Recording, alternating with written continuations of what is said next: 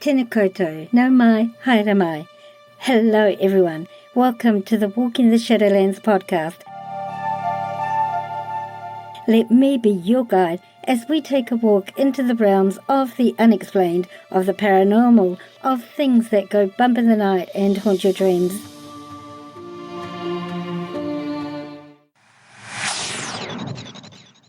Your hosts? I'm Marianne. Thanks so much for joining me today, tonight, whatever time it is, wherever you're living in this beautiful world of ours. Sit back, relax. Let me be your guide as we walk into the Shadowlands together and see what awaits us there.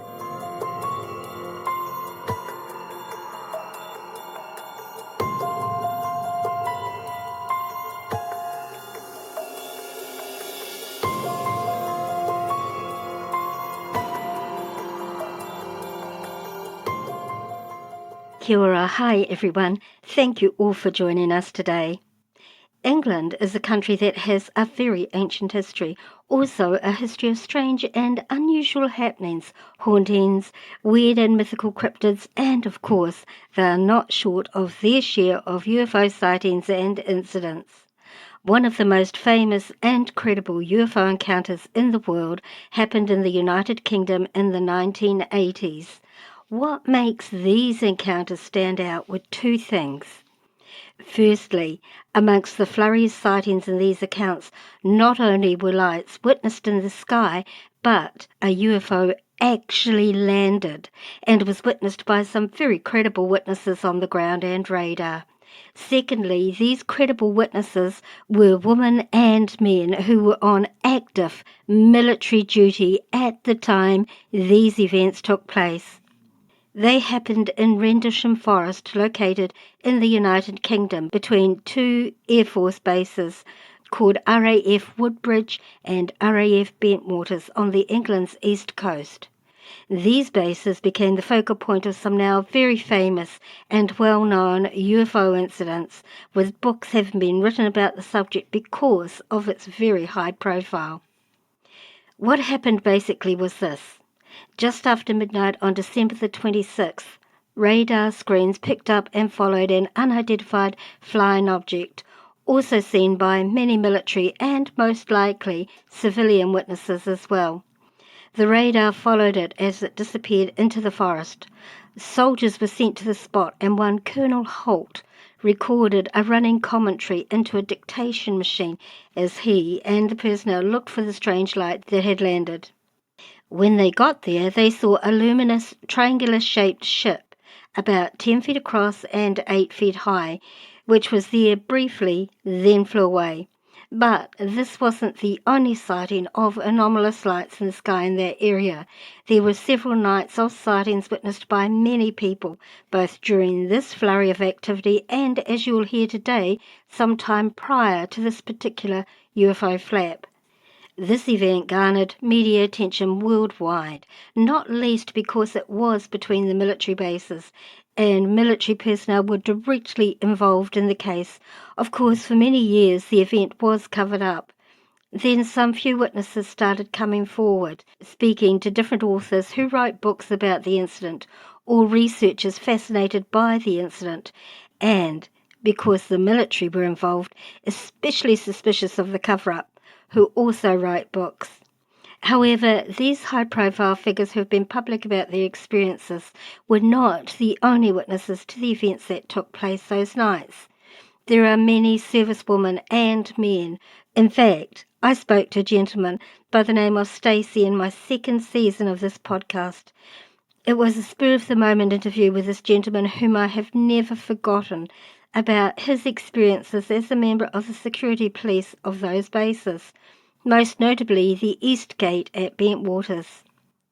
In this episode, I have the opportunity to have a conversation with another member of the military who served on the Bentwaters base, and she tells us all of her encounters with some interesting star people and what she and her colleagues witnessed during her time on the base.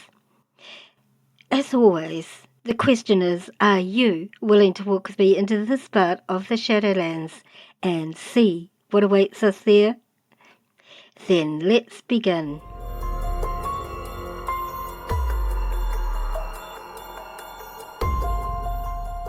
Major Laurie E. Rayfeld is a retired United States Army major who in 1978 began her military career in the United States Air Force as an airman. Major Rayfeld's first orders out of technical school sent her to RAF Bentwaters, where she was assigned to the 81st Security Police Squadron, SPS, as the law enforcement specialist. In February 1980, during a midnight shift at 0300 hours, then Airman Major Rayfeld and her partner, Airman Keith Duffield, witnessed a UFO that breached military airspace, flying approximately 25 feet off the RAF Woodbridge runway. Major Rayfeld has participated in the Disclosure Project with Stephen Greer, collaborated with Georgina Bruni on her book You Can't Tell the People, and was recently mentioned in Jim Peniston's 2020 book, The Rendlesham Enigma. In 2013, Major Rayfeld created the Rendelsham Lone Ranger UFO site, Facebook, a very popular hub for those interested in UFO activity on military bases. She has also participated in several podcasts, including The Unexplained with Howard Hughes. My guest, Major Laurie Rayfeld.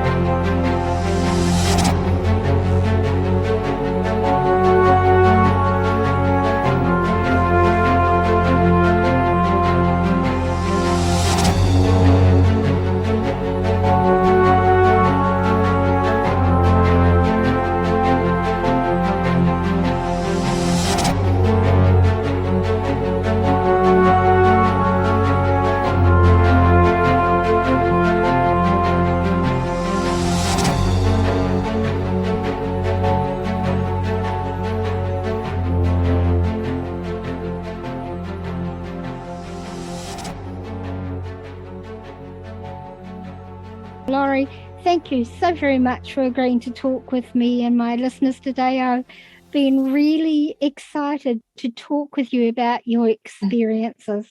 Mm-hmm. When I first started in the second season of my podcast, I actually found a chap who'd never spoken about his experiences at the Rendelsham Forest incident before. And I found him on a group. It might have been MUFON group or something like that. I just saw him, and he was quite distressed, talking about what had happened to him and how he had no support and stuff like that. And so I contacted him on the group, and I said, look, would you be interested in talking to me about your experiences? I don't make fun of people. I'm very serious about this. I've been an experience in my entire life. I have a lot of empathy for, people whose lives are turned upside down by experiences such as yours. And anyway, so it was a spur of the moment interview. I didn't have any questions or anything organised because he just rang me. He lives in the States. His name was M. Stacey Smith, and he was a sergeant in the security police force. Did you know him? Yeah. Oh, yeah. Yeah. In fact, I was just talking to him yesterday. Oh, yeah. He's such a lovely man. Such a lovely man. And I felt so bad for him. I felt so bad for him because he was obviously going through a bad time when I spoke to him, and just, down and dealing with the physical issues that it left him. But anyway, I was wondering if you might know him. That's why I brought him up, because it's not like it was a huge base, really. No. Where are you now? I'm in New Zealand. Okay. That's not far from England or United States. Not too far. Only about 11 or 12 hours straight flying. Oh, yeah, really. I'd love to go there, though. I hear it's really beautiful there. It is. We're a bit lucky. I'm really grateful that you agreed to come and talk with me after I reached out to you on Twitter.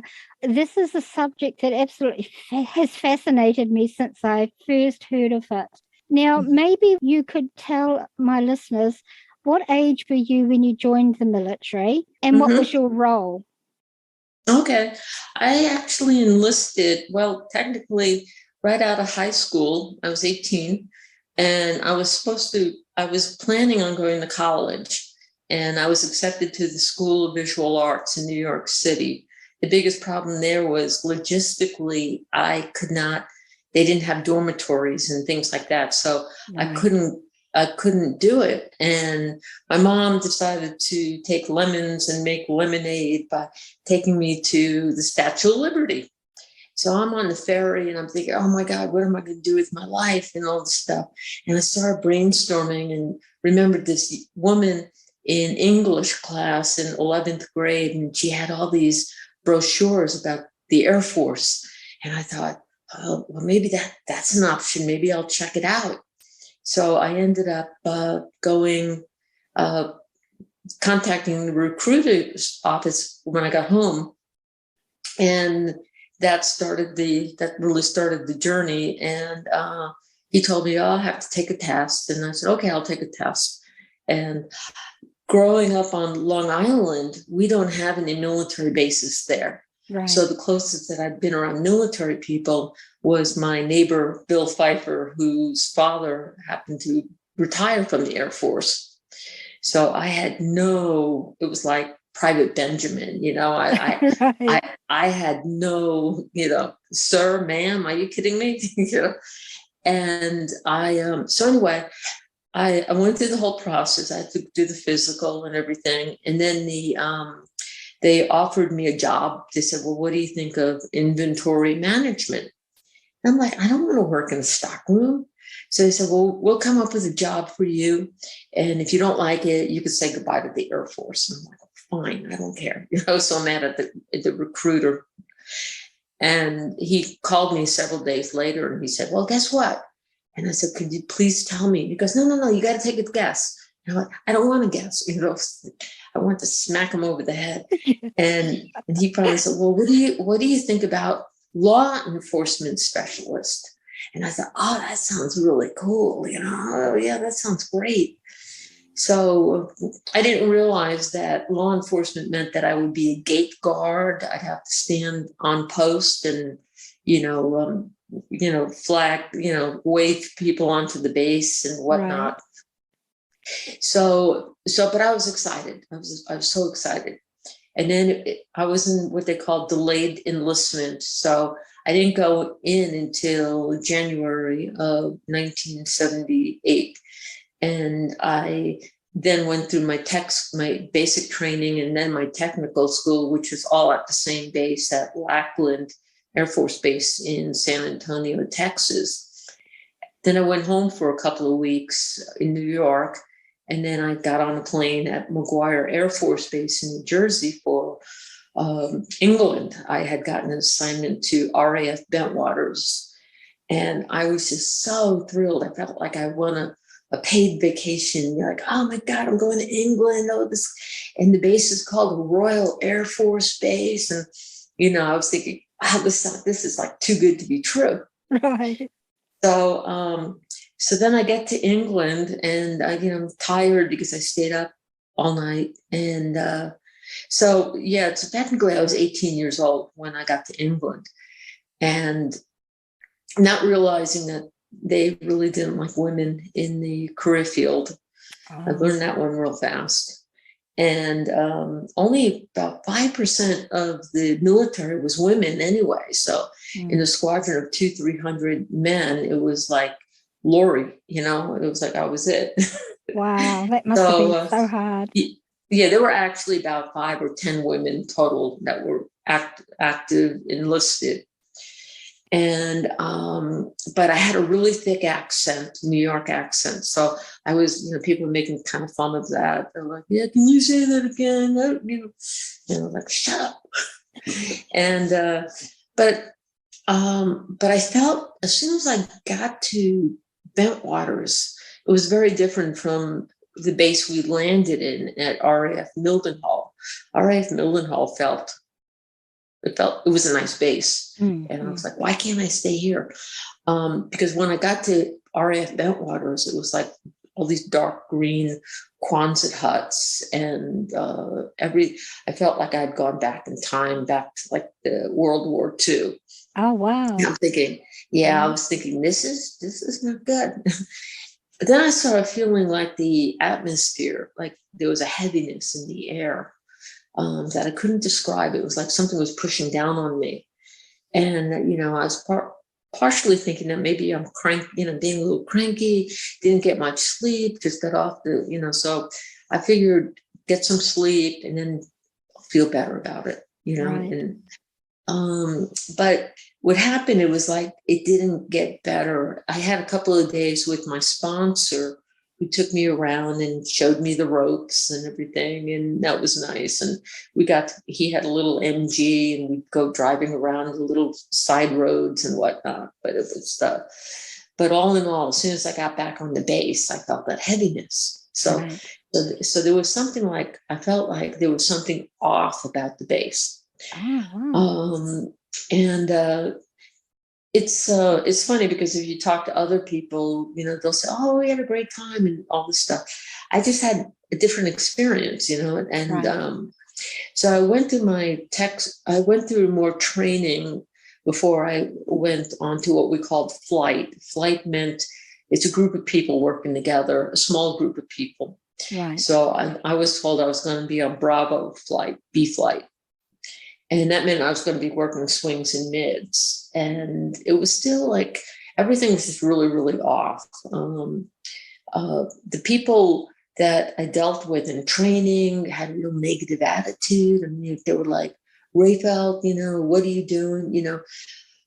I started hearing things like from other young airmen saying, yeah, you should be barefoot and pregnant and all this stuff. We don't, I mean, literally, I was told I was not wanted, and I'm thinking, I'm just a kid, Yeah, 18, gosh. Yeah.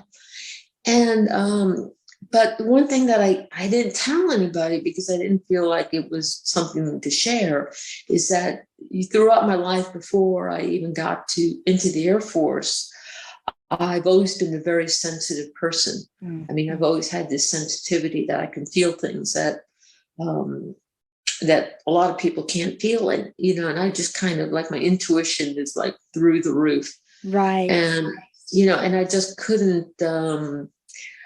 I couldn't tell people, or I felt because I wasn't wanted to begin with, like when I started feeling certain things happening, I couldn't talk to somebody and tell them about it or say I'm scared or whatnot. Right. Because, it was like, I was in a hyper masculine career field. So you just can't say, I don't want to be out here. I'm really, really scared. Yeah.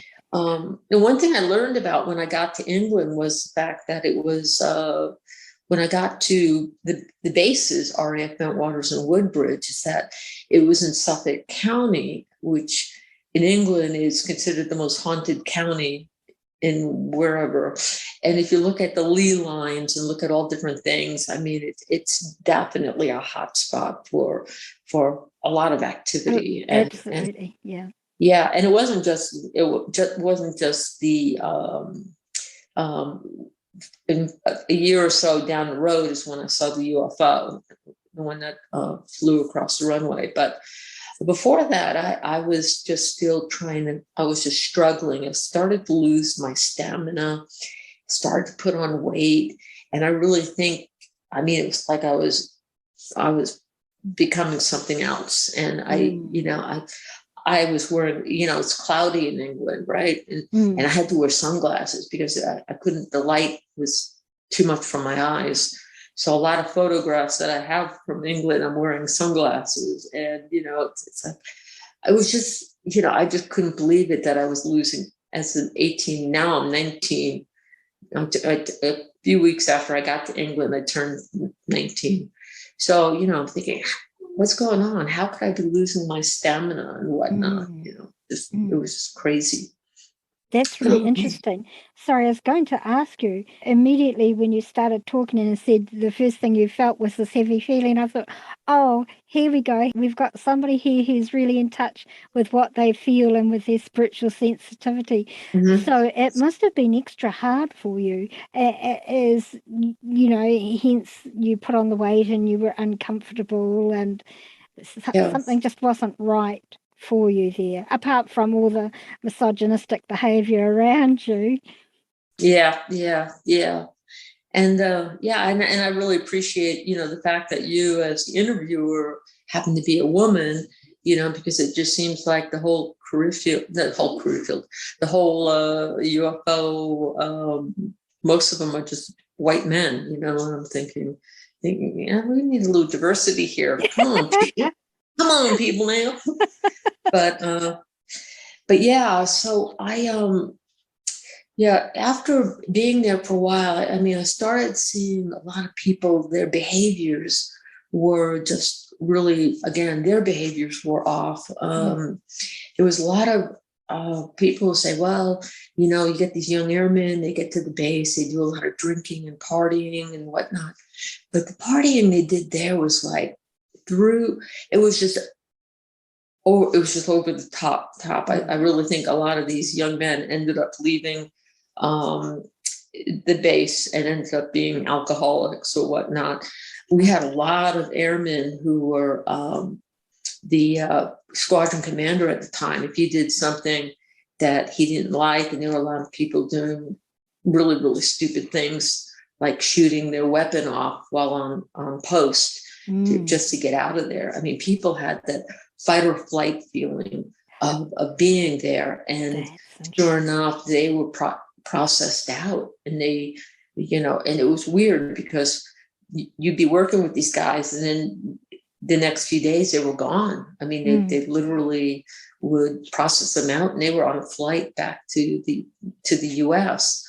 So I started reading, the signs that I have to really watch my back, because squadron commander was definitely, if you did something or if you pursued, like if I started asking questions about things that I was experiencing, he would probably say, oh, you've got some psychological issues going on. So we think you need to get out. We're going to kick you out. And I'm talking about, we had probably, I don't know, 50 or 60, while I was there, about 50 or 60 airmen that were kicked out. Well, that's a huge number. Yeah. When you're talking about a squadron of like 200.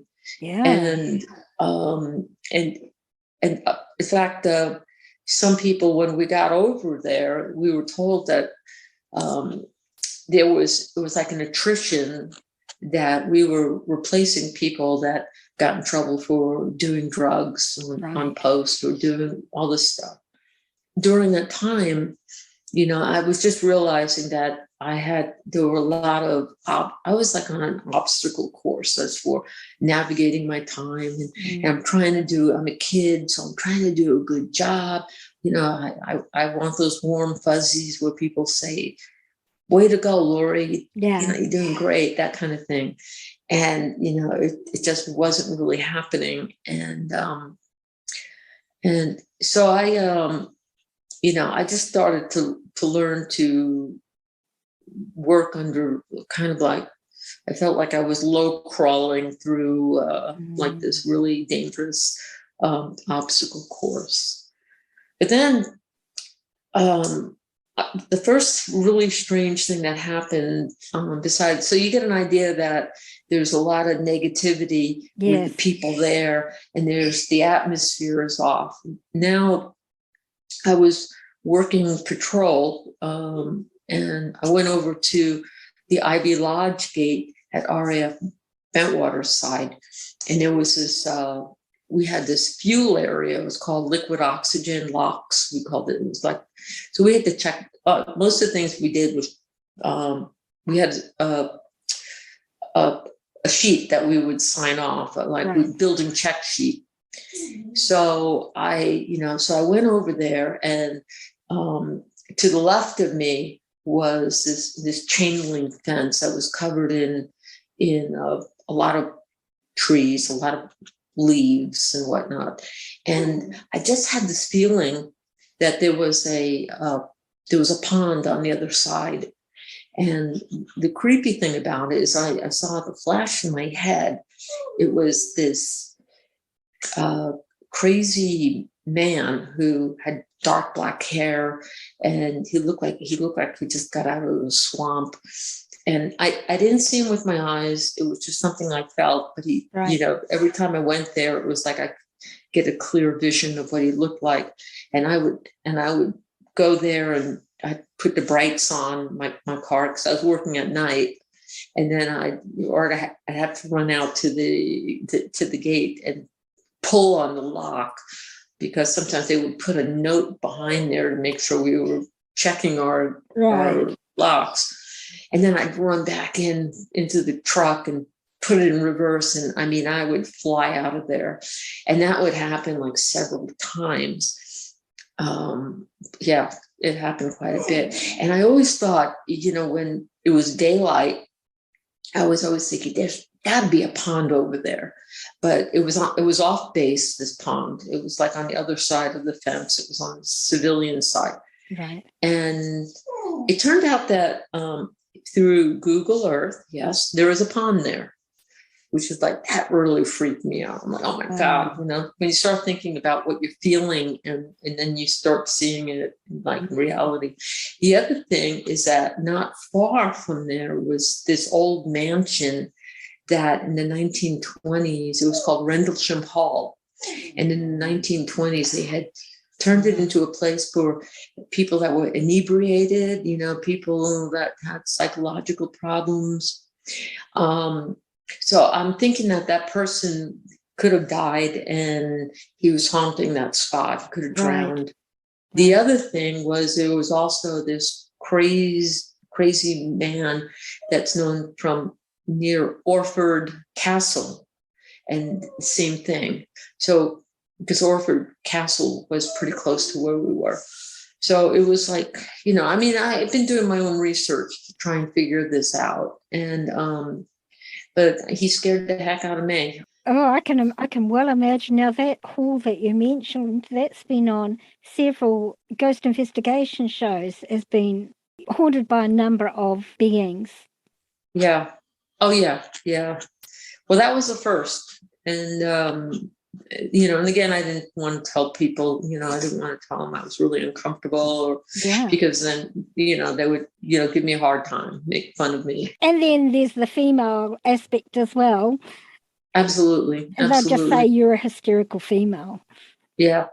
And the interesting thing is just not long ago, recently, Alan Cohen, who was one of my colleagues that I worked with, he actually apologized for his behavior toward me. And I really, really thought, I thanked him. And he goes, yeah, because I've been thinking about you all these years. And he goes, yeah, I really treated you poorly and I should take you out to lunch. And I said, you don't have to take me out to lunch. I said, just the fact that you said that and admitted it, I said, it meant the world to me, that apology. Oh, wow. That's really lovely. That would have been very appreciated for sure. Yeah. Oh, yeah.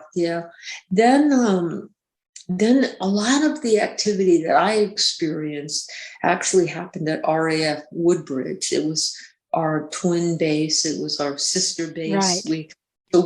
All the bases there seem to have two bases together, and so they are both really small bases. So most of the activity happened over where it was known for being really haunted. Where the activity happened near Rendlesham Forest, the whole thing. It was over at the back gate of RAF Woodbridge. It was called East Gate. Oh, that's where Stacy was based, where he had his experience. Yeah. And and it was just, if you were there, you would look at it and say, it looks like a dark, ugly green telephone booth Yeah. And it's at the end of the runway. Where it gets scary is when the fog was rolling in, and you could hear the foghorn in the distance, and you felt like you were in an old black and white movie. It's like, what could happen now? And the fact that there were windows on all sides, so technically from your waist up, you were pretty much on a spotlight. Right. And to know, to know that there was the Rendlesham Forest was directly behind you. The forest was really, really beautiful during the day, but in the evening, at night, it was just, it was scary. It was scary. And I talked to people about this, and I really kept myself together, because I would start hearing about other people, like I said, being on Eastgate and taking their weapon out and shooting it off because they couldn't bear to be there, or people crying, being on the gate and literally crying, say, I can't be here, I'm really, really scared.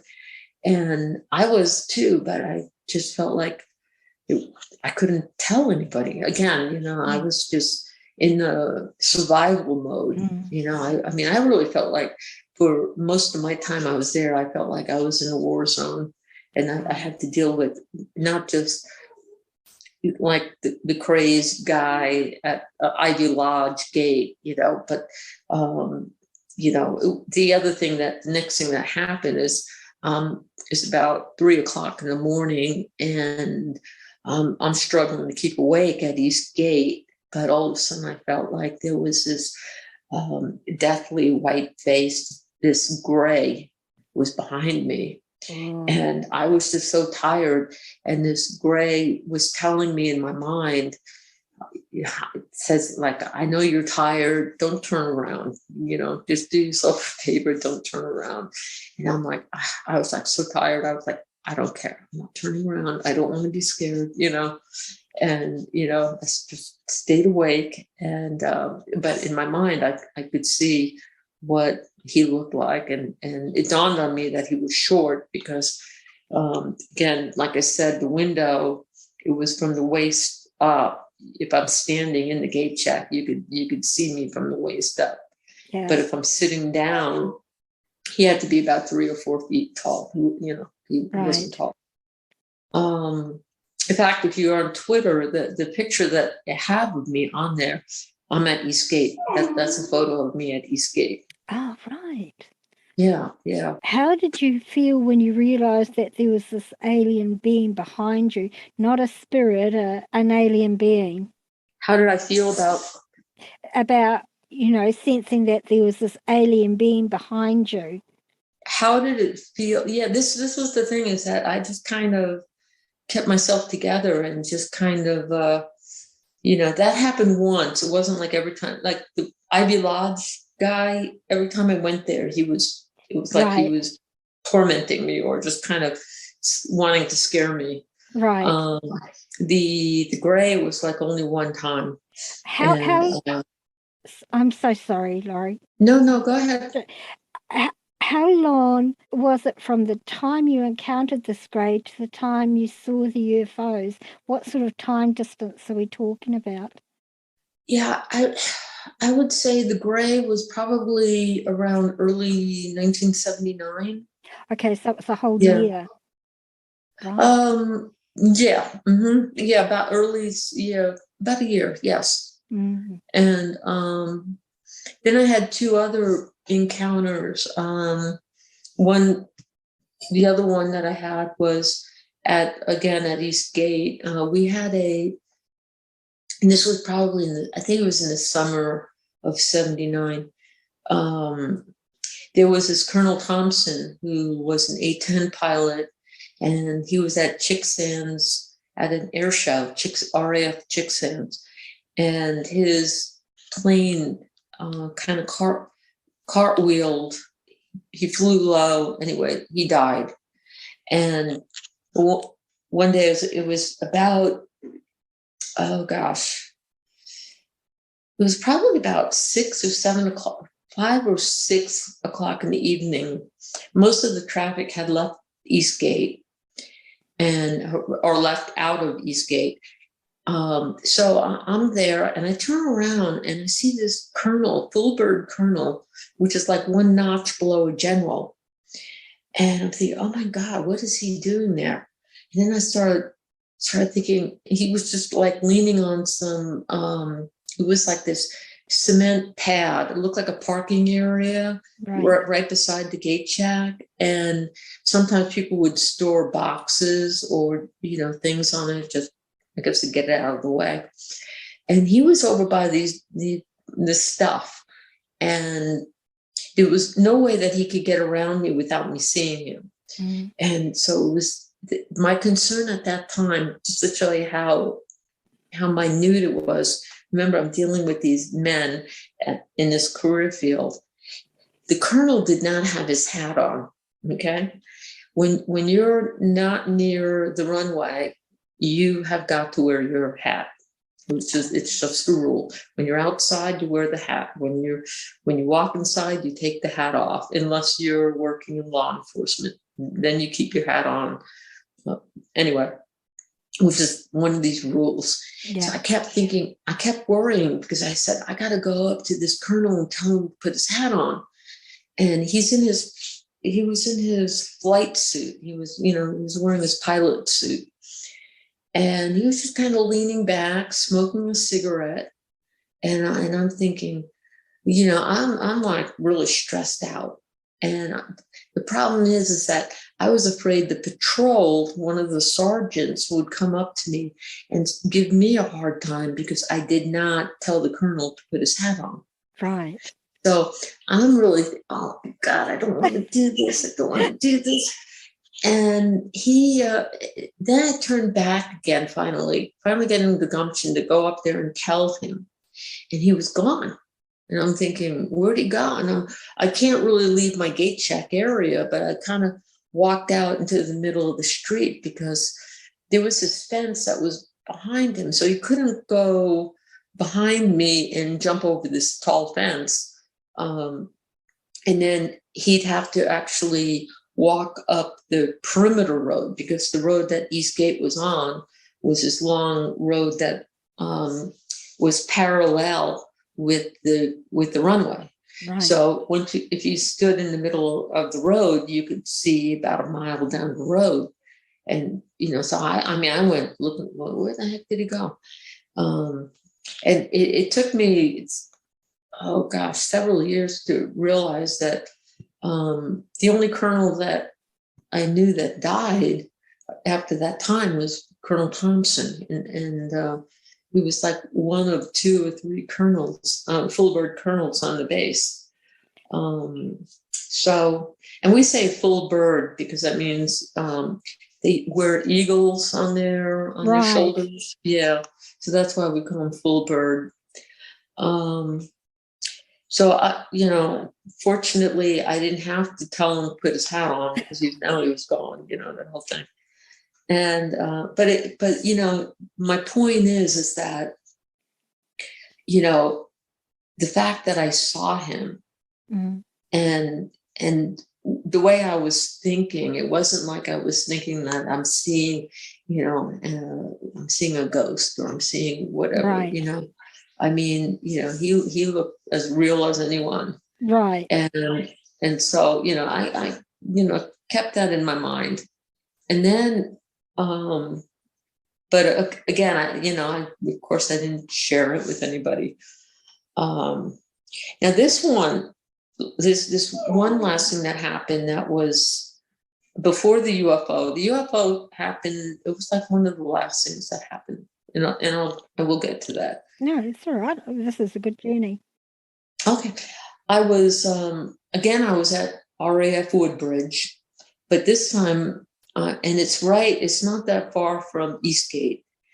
And it was in what we call the non-nuclear munition storage area. So I had to guard this building, and it was in the wintertime. It was probably, trying to think.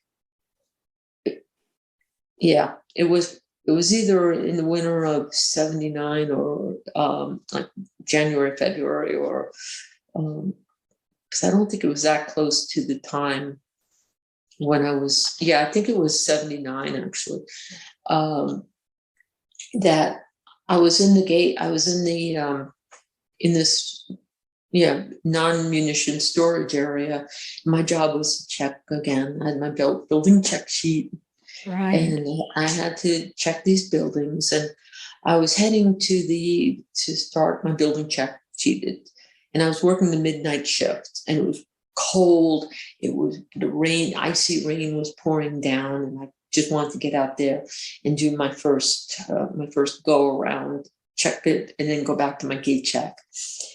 And so I was walking about maybe 20, 30 feet away from the gate check, when all of a sudden, again, it was like in my mind, I saw this like 7, 8 foot praying, really, really dark green praying mantis.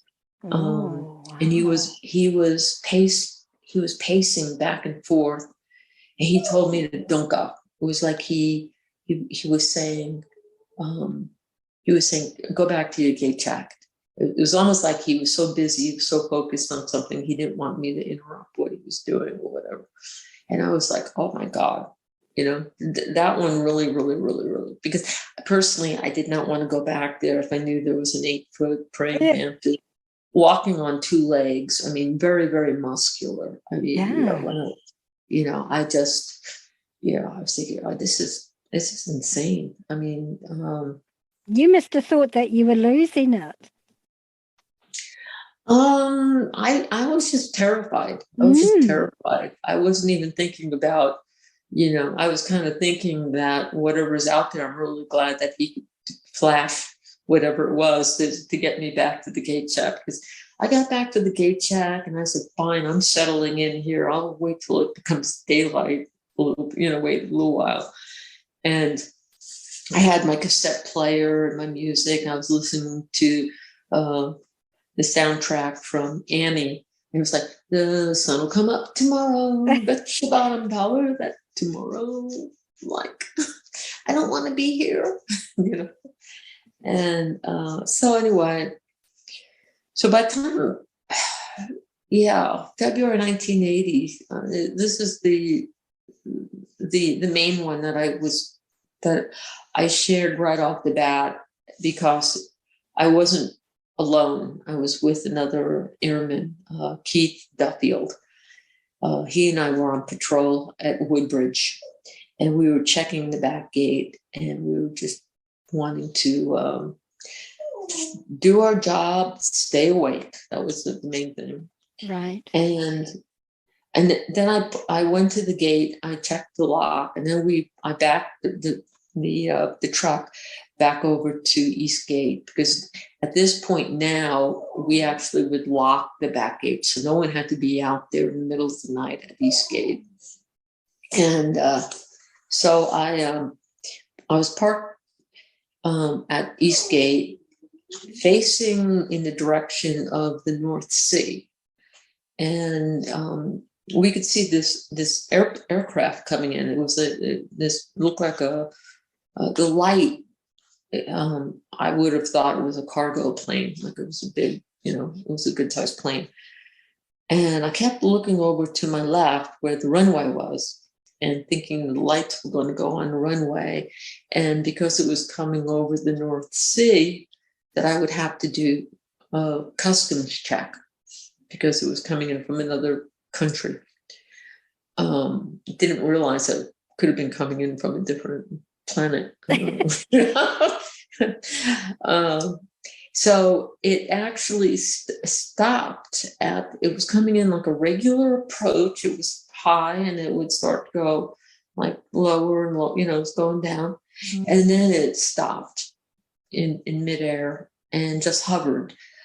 And we were like, just completely changed our, I know we were both processing, like, what the heck, what it was just too, what's going on?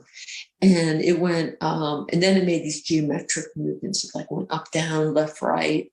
And then it kind of throbbed before it burst into 3 pieces. And it took it took like a dive down, and then it flew up into the night sky. It didn't make any sounds, didn't make any noise, no mechanical noise. And we were both like, what do we do? What do we do? I was kind of like, do you think it'll come back? Maybe we can figure out what this thing is, And so we realized, because it flew over the base, that it breached military airspace. Right. That we had to report it. If I didn't report it, that would have been really bad. Right. So I felt like I was between a rock and a hard spot, because I did not want to report it. It's like the praying mantis, I'm not reporting that. I'm not saying, hey, I got this flash in my head, and he was pacing. I guess he's all upset, So this one here, we had to. So I hand the radio over to Keith and say, I guess you got to report it. And then he hands the radio back over to me and said, no, you're the lead patrol. You report it. So I get on the radio, and this is like the handheld radio. And it was that guy, Alan Cohen, the one who did apologize to me recently. But back then I was like, oh God, I got to tell him, of all people. And so, but I did. And he told me immediately, he kind of cut me off and told me, get on the landline at Eastgate. So I said, yeah, that makes more sense. That way I'm not broadcasting, that I'm seeing a UFO, even though I said enough that anyone that was listening on the radio frequency heard me talk about a UFO. So right. For the next several weeks, it was like, yeah, Rayfeld seeing UFOs, it was not, it just wasn't pleasant. And so I told him what happened and how it made the movements and how it burst into 3 pieces and flew over the base. He told me to go to the air tower, which I thought was smart. So I went out to the air tower and woke the guy up. I remember climbing the metal steps and then coming to the door. And the door was it's like this metal door that if you knocked on it, you couldn't even hear the knock. So I had to kick it to get him to open the door. Bam, just kick with my foot. And then I could tell immediately that I woke him up. So I was really upset. But I thought, well, maybe, because I don't work in the air tower, so I don't know what kind of technology they had at that time. And, I know they had radar, but, did they have it that they could record it, or it was recorded, that kind of thing. I don't know. So I asked him if, did he see it? And did they have a recording? And he said, no. And then he said that he thinks it could have been afterburners on a British aircraft. And I'm thinking, no. See, when you see afterburners or you hear, there's always a sonic boom. There's always a noise. And, I was just really, really, really, really so annoyed and frustrated, and just felt like I didn't want it to be me that had to deal with it. If it was a guy, it would have been easier, Right. But so those were like all the little elements that I had to deal with, just to get heard. And the funny thing about when you start looking at my UFO sighting that happened in February 1980, and it was reported to the law enforcement desk, yet no one knows about it. I mean, no one, it's when I finally learned about Rendelsham Forest incident, I was like, oh my God, I guess I don't remember that it happened before, it's about 10 months before December. And I didn't learn about the December UFO sighting because I actually left the base permanently on December 15th. So I missed it by the 2 weeks, which was fine by me. I mean, I was like, power to them. You guys deal with it. You guys see what it's You like. had enough by that stage, enough experience. Yeah, With Laurie, can I just go back? When you saw these lights, what colour were they? Were they just white or white. Yeah, white? yeah, they were just white, very, very bright. I mean, I couldn't see through them to see what the object looked like. It was just really, really bright. Right. And how But we long? did. Sorry, go ahead. Okay, I was going to say we did lose about 2 hours because when we were at the gate, when we were at the air tower, see, it happened at 3 a.m. when we saw the UFO, and then it was daybreak when we went to the air tower. So we did lose some time, but it was so seamless. We didn't realize that we lost time. It was kind of like that time flies when you're having not so much fun. Yeah, But yeah. so that was again something that I share with people because I think it needs to be explored. Oh, absolutely. I was going to ask you if there was any missing time. In fact, I was going to ask you, back when you saw the grey, did you have any missing time then that you were aware of? No, I don't. Not that I'm aware of. And the time span from the time you saw the praying mantis type being to the time you saw the UFOs, what sort of time distance was that? That I really can't say. I don't know. It's been so long. Right. Yeah, it has been a But few years. yeah, let me think. I was on. I do remember I was on Bravo flight, and then I was on D flight. So I think that the praying mantis thing happened. It was in 1979.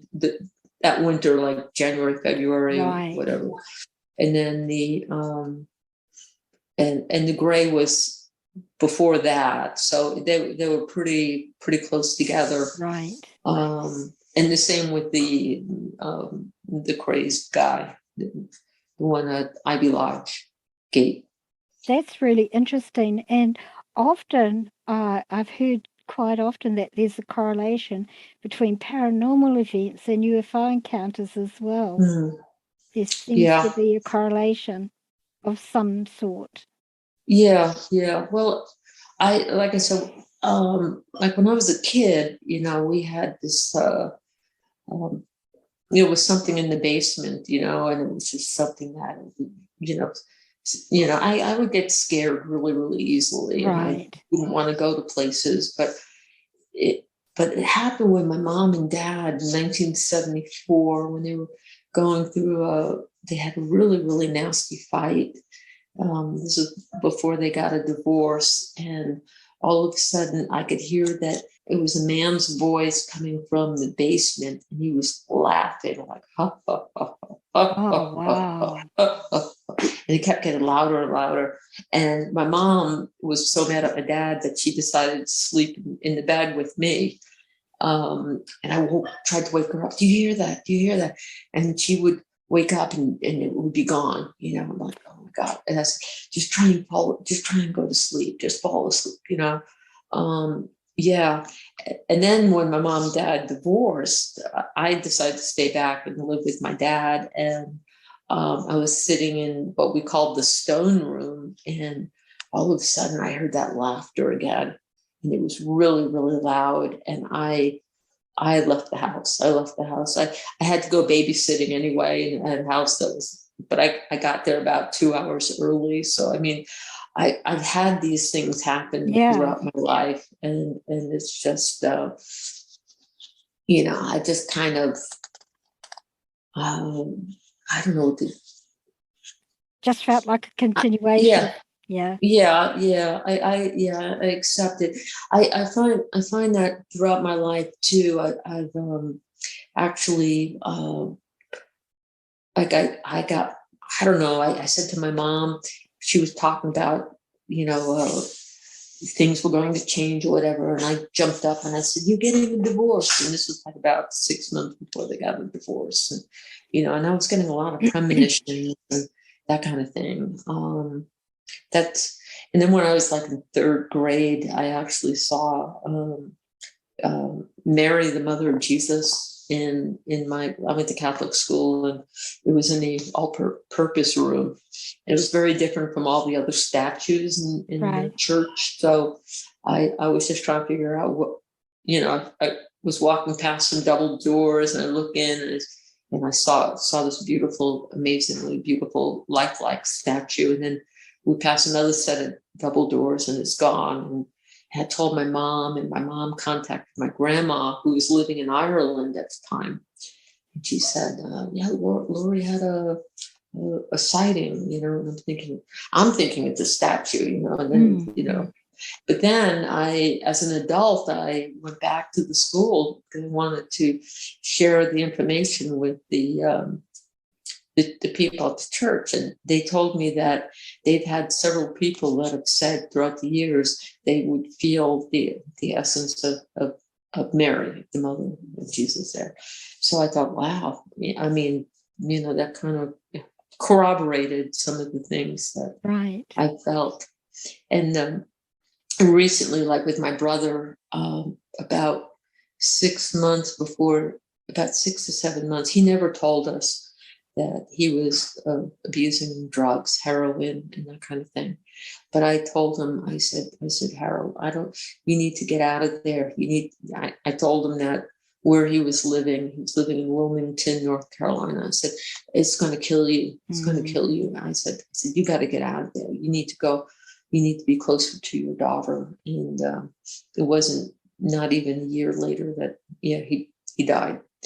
So, I mean, just kind of, when I start seeing things like that, I mean, I do know that I'm somehow connected into something bigger than anything. Yeah, absolutely. And with your missing time, Laurie, do you have any recollection of what happened since then? Have you had any recollection of what happened in that missing time? Like, I know that for Stacey, when he had his missing time, he got all these mathematical equations downloaded into his brain. Yeah. Well, I had my thing would be having recurring dreams. And I would have this dream that I'm over in England and I'm talking to all these guys that I used to work with, and I kept telling them that I don't belong here. I don't, it's like I'm not an airman anymore. In fact, I'm a army major. I don't belong. But I'm at the gate, and then something grabs me.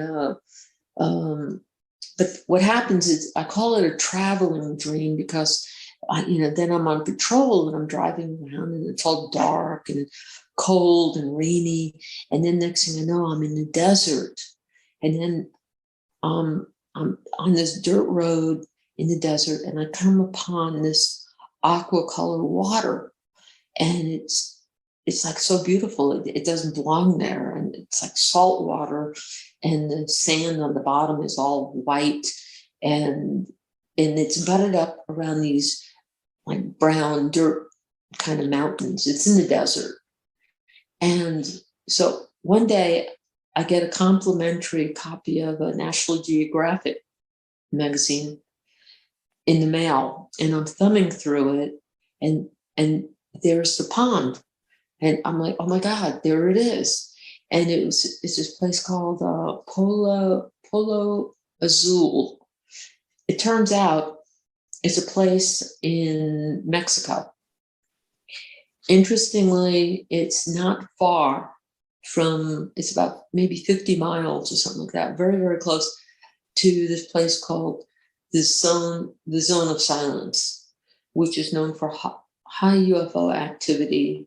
And also there are these known for having these aliens from Pleiades. Right. And they help people. I guess people get lost in the desert, and all of a sudden they come upon these three tall blonde-haired people, and they help them, and then they disappear or something. Like, where'd they go? And the connection with that in England is that over near Bentwaters and Woodbridge, they were doing a lot of radar jamming. They were doing a lot of things with frequencies, and they did a project called Cobra Mist, and so they were definitely doing some projects, top secret kind of stuff going on. Right. And then I find out that Pleiades has a big piece of this too, because not far from Rendlesham Forest is this place called Sutton Hoo. And on Sutton Hoo, they actually have these mounds that are on the ground that are shaped like the star cluster Pleiades. So there are just all these little connections. Right. And the up, down, left, right, the movements of the geometric movements of the UFO,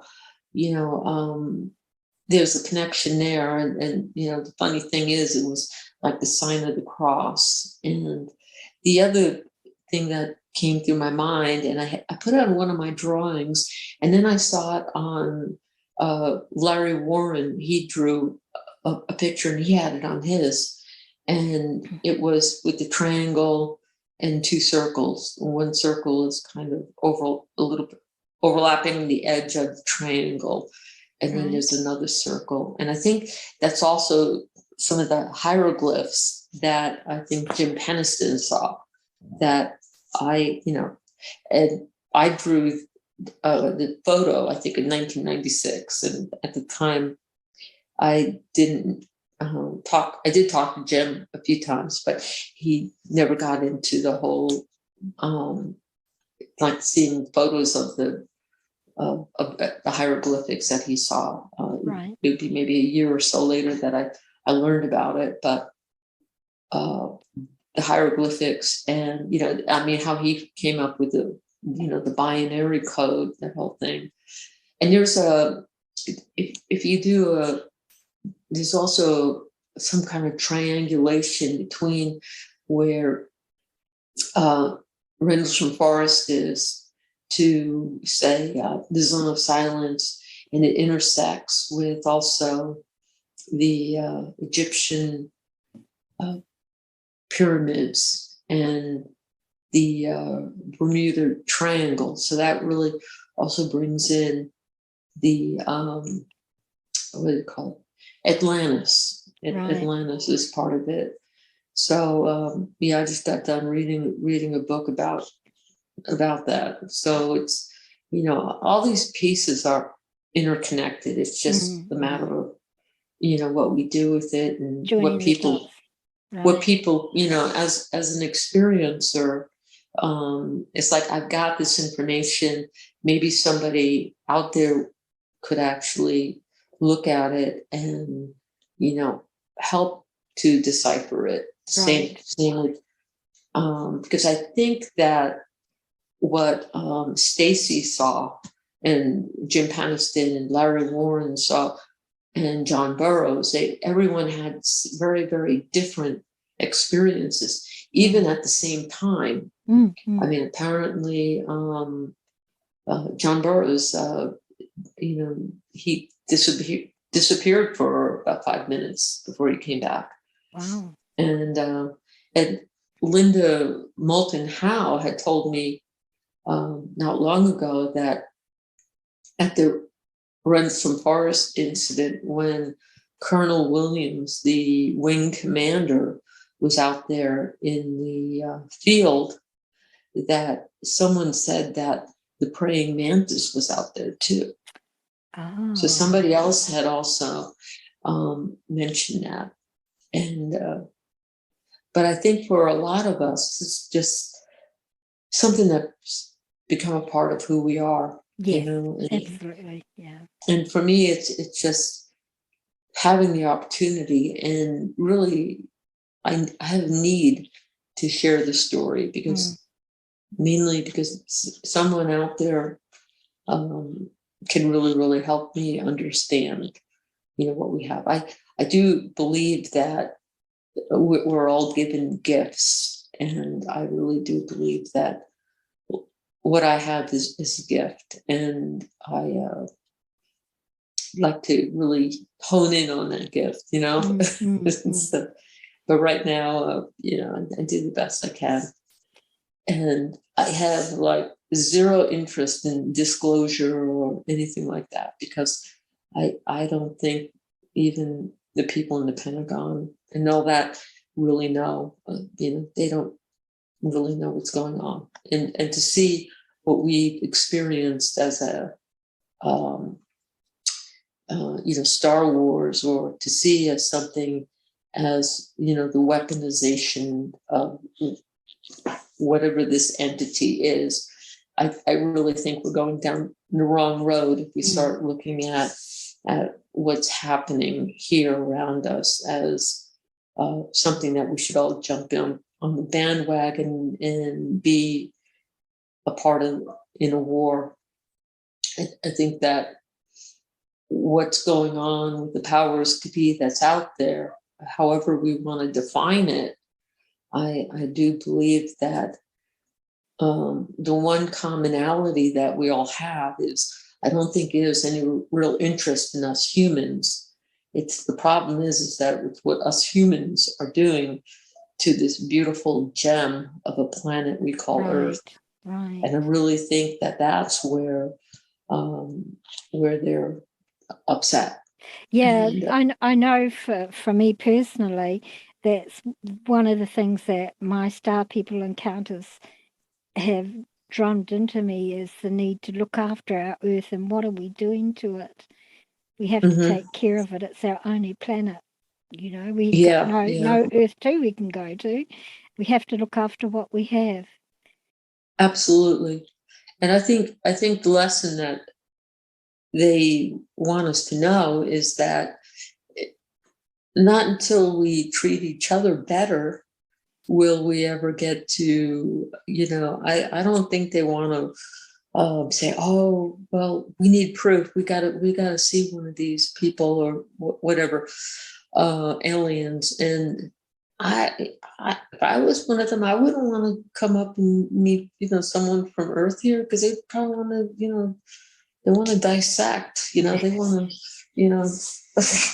it's like we're just really good at, we like to kill people and break things all the time, I mean, the fact that we have to, I mean, it's just all over. It's just all over the place. Black Lives Matter. I mean, it's like, yeah, it's about time we, what about loving each other and really be thankful that everyone has something to eat, and that people, that there's more love in the world, and that kind of thing. And I kind of think, because my sensitivity that way is, I think that's what makes me kind of like an antenna or a magnet to a lot of what's out there in the universe. Because I genuinely care, but we gotta change our evil ways, baby. Yeah, I totally hear what you're saying. And the point that you made about being loving, one of the things, and I bring this up so many times when I'm talking about UFOs with people, is one of the major things that one of my most beloved star people said to me was this: Marianne, when you do anything, you must do it from your heart. When you think from your heart. When you act from your heart. When you talk from your heart. I've probably got brought back to front, but that was the basic message. You must do everything from your heart. Come from a space of love and compassion and understanding. Absolutely. Yeah, that's key. Yeah. You've got the key, and as long as you do it from the heart, do it from the soul. Yeah, absolutely.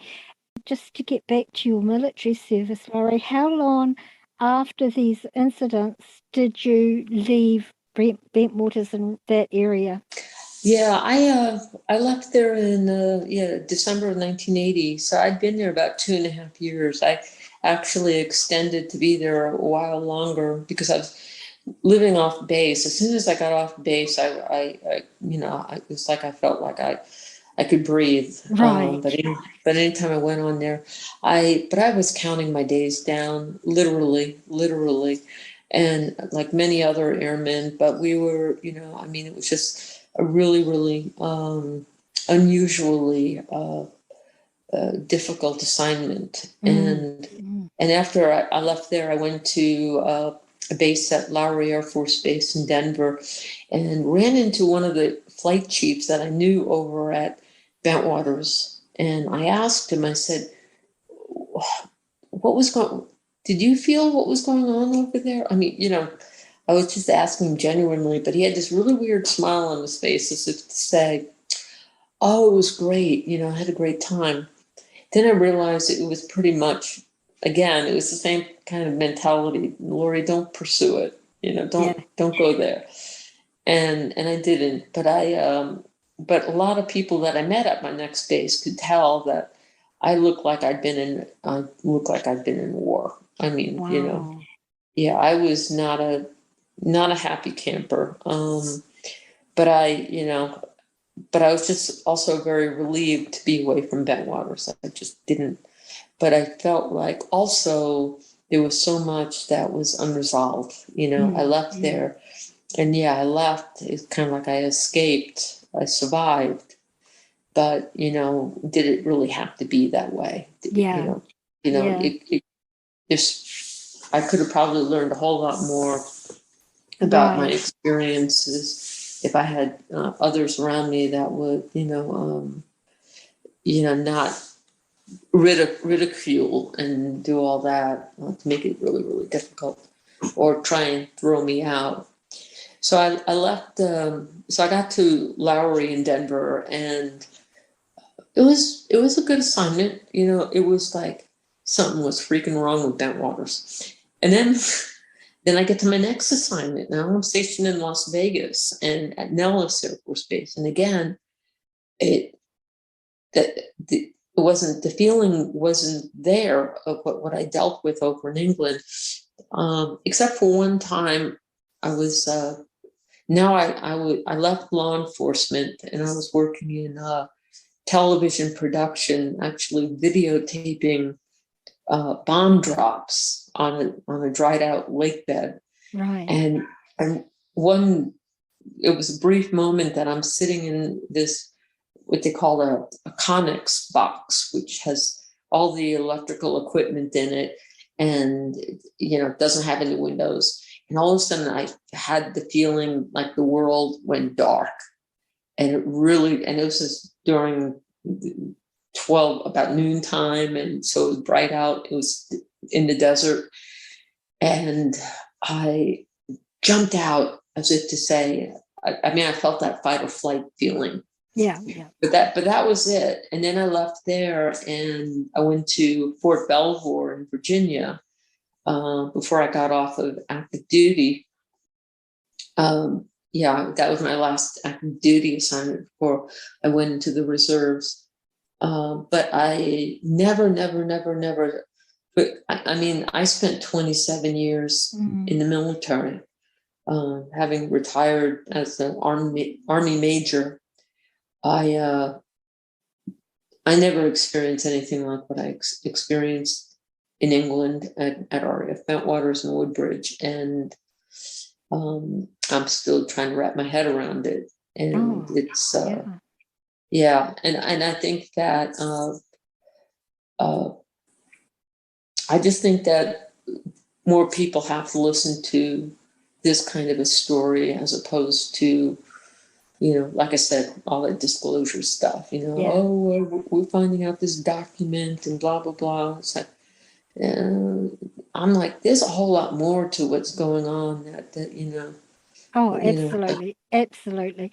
And in any case, my star people told me back in the 80s, around the time you were having your experience, that the world's governments have been told that they had to release information about star people, or the choice would be taken out of their hands. Mhm. And I honestly feel like any disclosure is going to come from experiences like you, like Mhm. myself, people on the ground. Yeah. People have Yeah. an innate distrust of governments because, Mhm. for the most part, governments really aren't there for the people. They're there to Mhm. serve the interests of, well, certainly in your country, of the military industrial complex rather Mhm. than ground people. So I Mhm. really believe, so the more I speak to people like yourself, the more I believe that what we're doing, speaking out, is so important, because I believe that disclosure is going to come from us. Yes, definitely. Definitely. Well said. Thank you. And Laurie, I really appreciate your time today, and your little dog's been so patient. Bless him. It's been really awesome talking to you. I've so Yeah. enjoyed hearing your experiences, and I really appreciate your bravery in speaking out. That's so. Oh, thank you. Well, I appreciate you giving me the opportunity. Totally. And you're a wonderful woman, and I so appreciate you. Oh, thank you, Laurie.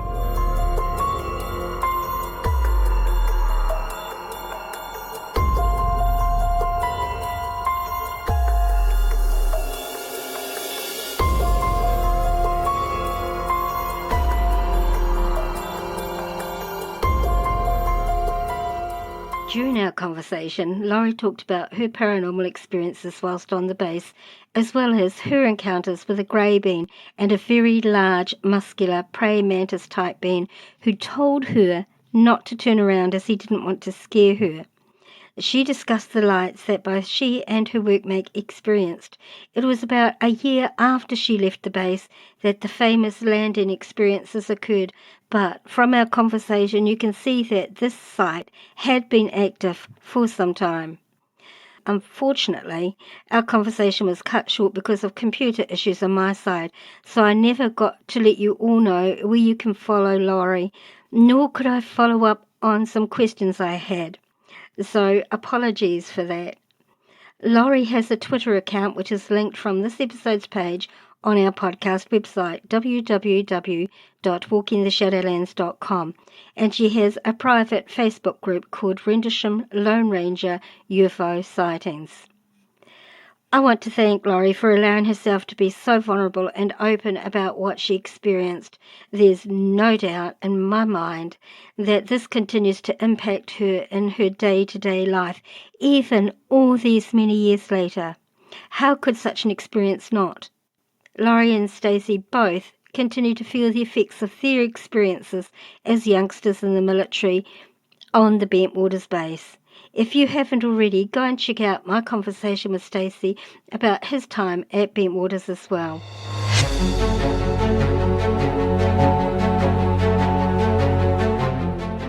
Today's bumper music was called The Alien. If you enjoyed this podcast and have considered becoming a sponsor, now's a great time to join. Just head over to patreon.com/MCC15 and sign up now. As the patron, you get early access to the podcast episodes and a special members-only page on the podcast website that has bits that end up on the digital cutting board and little extras like full, raw, unedited video conversations with guests, EVPs caught during the conversations, and so much more.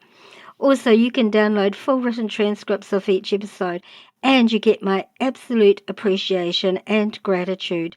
Patreon.com/MCC15 for just the cost of a cup of coffee a month.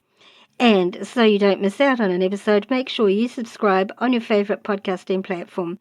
This podcast is available on all free podcasting platforms, including iHeartRadio and Pandora as well. Also, if you have Alexa, simply say these 4 words: open Walking the Shadowlands, and Alexa will play our latest episode for you.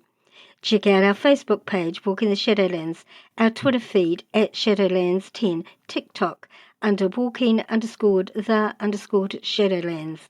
Like and follow for teasers of our upcoming episodes. If you don't have a smartphone, then you can listen to the episodes from the podcast website, www.walkingtheshadowlands.com. For those hearing impaired, there's a full written transcript of each episode on the website, so you don't miss out at all. Tell your friends, tell your family, tell your workmates about our show. Encourage them to listen and to subscribe also. The more, the merrier.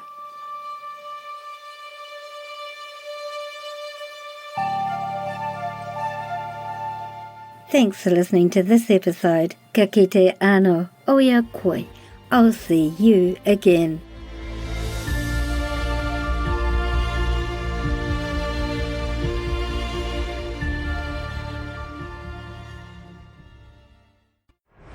Thanks for listening.